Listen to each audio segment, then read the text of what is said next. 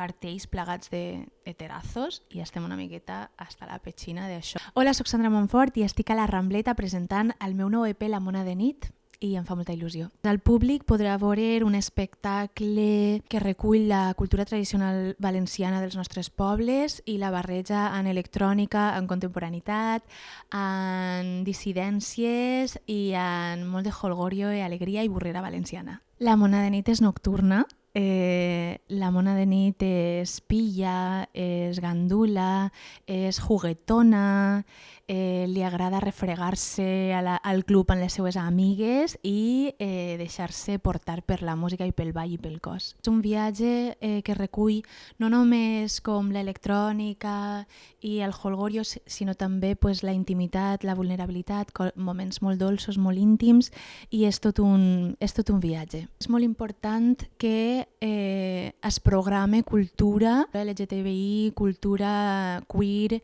cultura en valencià. Per a mi estar així avui a la Rambleta a la ciutat de València cantant en valencià és fins i tot un acte polític en els temps que corren.